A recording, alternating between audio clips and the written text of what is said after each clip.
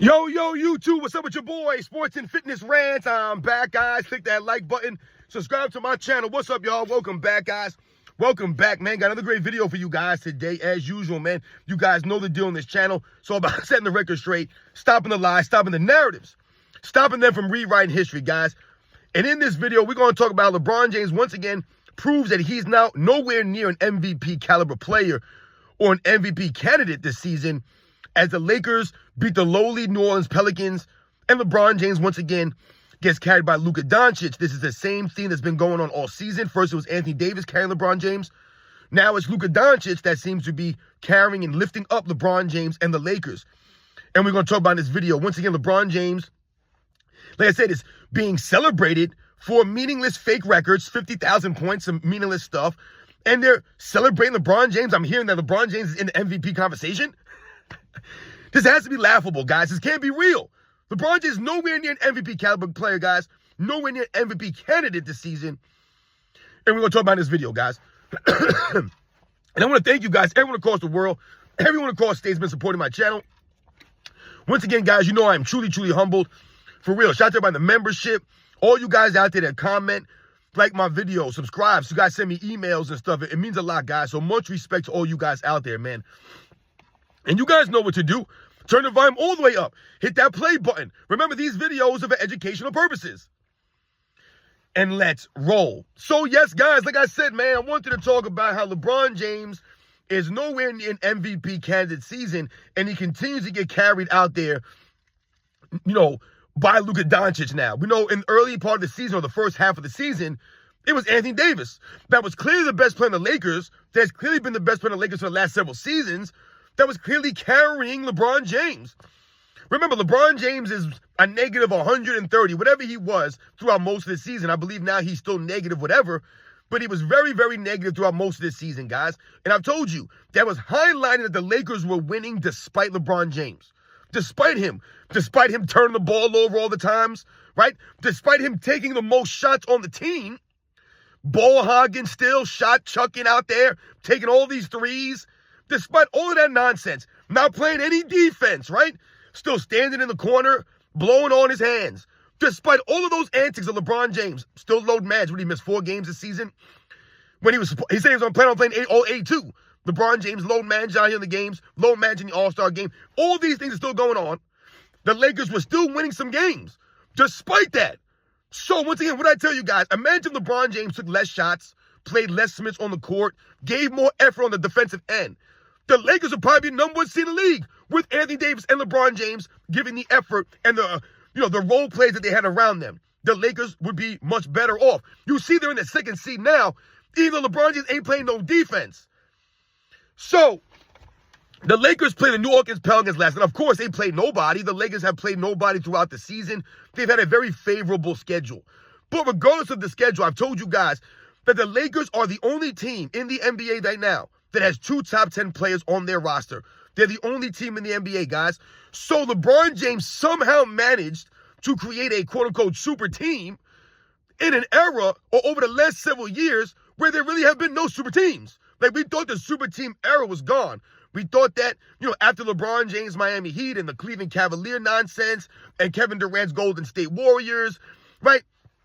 And some of these other people that were trying to do some stuff, we thought that the super team thing was gone. Right? We thought that we were done with the super team era of the 2020s. We were moving on from that. Right? And we celebrated guys like Giannis. We celebrated guys like Nikola Jokic for winning championships the right way without having to form super teams or leave their team. Right? We respected them for doing that. So we thought we were done with this stuff. But then the Lakers make a move. Now, not only did the Lakers have Anthony Davis, and we talked about the bubble championship, and I told you that was a super team in 2020 because the way that Anthony Davis requested that trade to leave his team to go to the Lakers, especially when your best friend is his agent. To me, shady as hell. But not only that, you had Dwight Howard, Rajon Rondo. We get all this stuff, guys, right? So you had that happen. But then now the Lakers somehow managed to get rid of Anthony Davis, trade him away, and get Luka Doncic to their team. Somehow they managed to do that. Somehow LeBron James managed to get another top 3, top 5 player as his teammate. Once again, showing and highlighting that LeBron James needs more help all the time. He can never win with the cards he's dealt. He can never make the guys around him better. So, he couldn't win on his own. with Gabe Vincent or Rui Hachimura, Austin Reeves. He needs an Anthony Davis. He needs a Luka Doncic. And Luka Doncic has been, once again, the burden was on Luka Doncic to make the adjustments. And Luka Doncic has made some of the adjustments. The Lakers are playing weak teams. They have a favorable schedule. But Luka Doncic has made the adjustments to play alongside LeBron James and help LeBron James. So the Lakers have won, 6 or 7 games in a row. They've won. Great for the Lakers. Like I said, they've really beaten no one during this win streak. They have a couple of teams that they've beaten that you would consider quality teams. They beat the Denver Nuggets. But no one considers the Timberwolves a quality team. No one really considers Dallas Mavericks a quality team like that with Anthony Davis, all their injuries that they've gotten this season. The New Orleans Pelicans are a joke. So we talk about, some of the teams that they've beaten. I'm not impressed. The LA Clippers, I told you, the LA Clippers have been exposed. Without Norman Powell, the LA Clippers are not the LA Clippers, guys. I'm telling you guys right now, Norman Powell was clearly the best player on that team. He should have made the All-Star team. They beat the Clippers without Norman Powell, guys. And once again, not saying that Norman Powell is some crazy all-time great player, but the Clippers are much better with Norman Powell because he's their most consistent best player, guys, this season. Where's Kawhi Leonard at? What's Kawhi Leonard doing? The Clippers again blow another lead last night, I believe. What are the Clippers doing? What's James Harden doing out there? These guys are doing nothing. They need Norman Powell out there. I'm not impressed with the Clippers. So like we said, I've told you guys many times, there are no great teams in the NBA right now. There are some good teams, right? The Cavaliers are a good team. The OKC Thunder is a good team. The Denver Nuggets might be a good team. The Lakers are a good team, right? The Boston Celtics are a good team. But really, there aren't that many good teams, and there are no great teams. So the Lakers have a chance when you have 2 of the top 10 players on your roster. And last night, once again, Luka Doncic leads the way for the Lakers. Don't talk to me about who scored the most points. It's not what it's about. Once again, Luka Doncic, like I said, molding his game, adjusting his game to help LeBron James be successful because that's what all the other great players have to do. They have to make the sacrifice. The burden's on them to help LeBron James flourish, right? So that he can get all the credit, but we know the facts. So LeBron James out there last night, the Los Angeles Lakers beat the New Orleans Pelicans. Like I said, no big deal. Who cares? Not impressed. Zion Williamson played. Good for Zion Williamson. He actually played a game. Great for him. No impact. They blew them out by like 20 points or whatever it was. Once again, this is the NBA that we're living in. Blowouts left and right. Every night teams are getting blown out. The Lakers shot over 53 pointers last night. LeBron James shot 10 threes. Yeah, he went 5 for 10. Great for LeBron James once again, but he's part of the problem. Wasn't this the same LeBron James that told us that the NBA has a 3-point problem? But you shot 10 threes last night? Luka Doncic shot 13 threes. So between those two goofballs, they shot 23 threes. 23, guys. 3-pointers. But somehow the Lakers shot 52 3-pointers last night compared to I think the Pelicans shot 36 threes. Somehow the Lakers shot more free throws, though. LeBron James, what he shot? 9 free throws? LeBron James and Luka Doncic combined for almost the same amount of free throws as the New Orleans Pelicans whole team combined, guys. Just Luka Doncic and LeBron James. So when we think about that aspect, once again, they shot 52 threes, but still managed to get 27 free throws to the New Orleans 21 free throws. When New Orleans shot 36 threes, way less threes, so they didn't seem like they were camping on the 3-point line, but LeBron James managed to shoot just as many free throws as he did 3-pointers last night. Doesn't add up. Once again, the referees helping LeBron James and the Lakers, right? Giving them a help. So, once again, proving that a team has to go against LeBron James Lakers and the referees to beat them. The New Orleans Pelicans don't have the personnel to do something like that. But if you look at the game last night, it's more the same. LeBron James not rebounding. I believe he was the 4th or 5th leading offensive rebounder on his team, guys.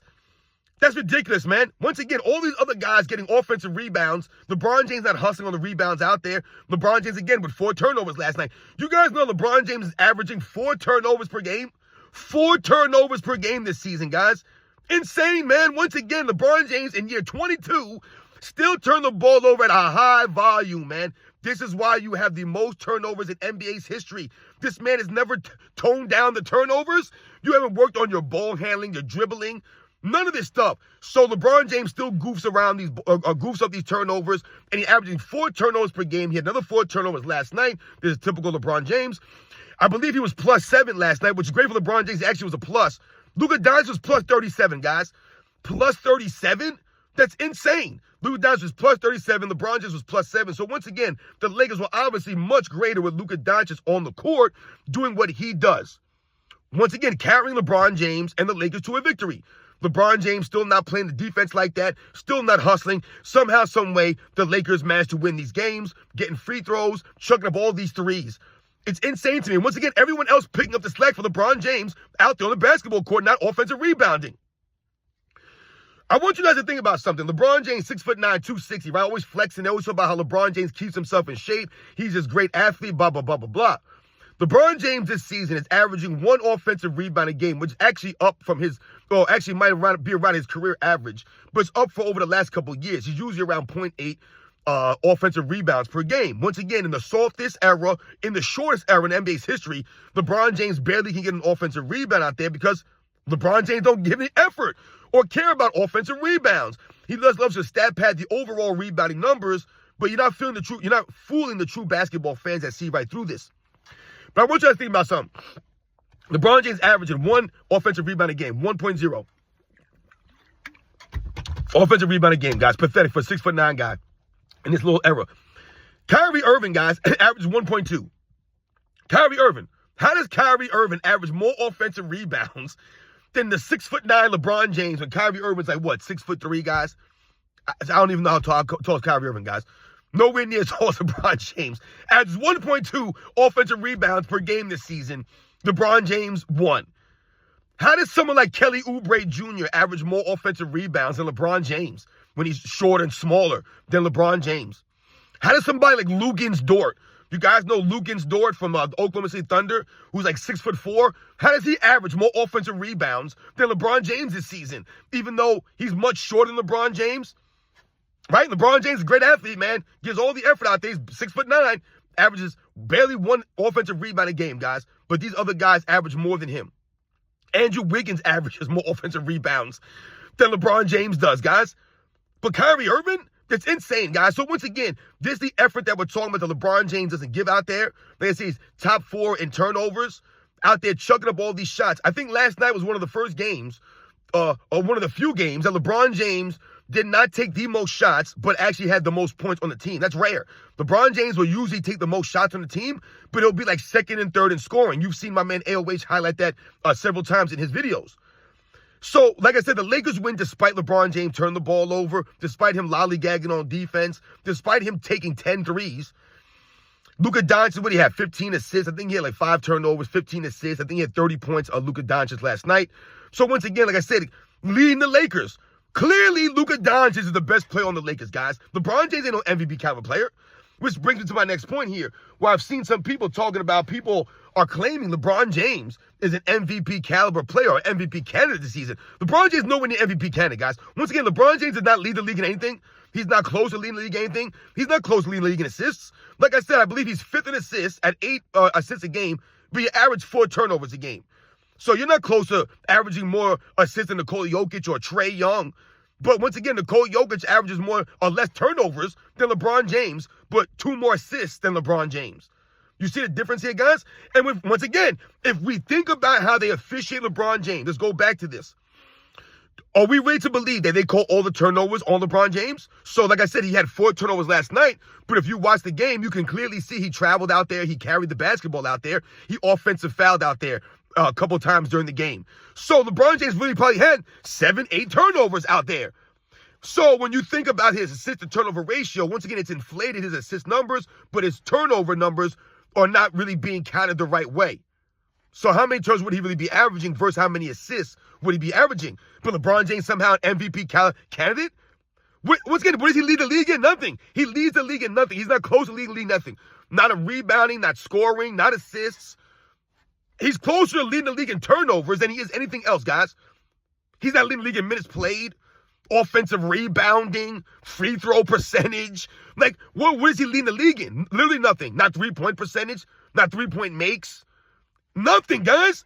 But he's somehow an MVP candidate. He was being carried all season by Anthony Davis. I think that's clear, guys. He was clearly being carried by Anthony Davis all season long. Anthony Davis was an MVP candidate, guys. He was literally an MVP candidate after the first couple months of the season. Anthony Davis was. Somehow LeBron James is now? No, once again, Luka Doncic is clearly the best player on the team. Not LeBron James, but he's an MVP candidate? No. If we talk about MVP candidates this season, I think we can all clearly say that the legit MVP candidates are guys like SGA, Nikola Jokic, Donovan Mitchell, Jason Tatum, I guess you put him on that list.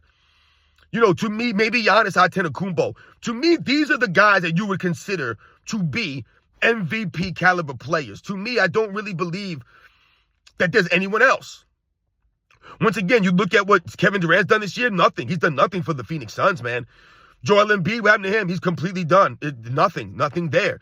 What happened to Karl Anthony Towns or Jalen Brunson? They're not doing it. Nothing, guys. Nothing. The Knicks, once again, minor mediocrity again, man. Not impressed with the Knicks. So really, we're the MVP caliber players. Those are them. Not LeBron James. Why? Because the Lakers are the second seed, but they're not the second seed because of him. They're the second seed because of all the work that Anthony Davis did in the first couple months of the season, those first 40 games of the season that everyone seems to forget now, and what's been going on with Luka Doncic there on the team. Do we really believe that, once again, I told you guys, if Anthony Davis went down with an injury, there was no trade. Anthony Davis just went down with an injury, wasn't there, right? There was no Luka Doncic trade. Do we really believe the Lakers would have a 6-7 game winning streak without Anthony Davis, no Luka Doncic there? Just LeBron James out there playing with Austin Reeves and Rui Hachimura and Gabe Vincent and some of these other guys? Not even close, guys. It would not even happen.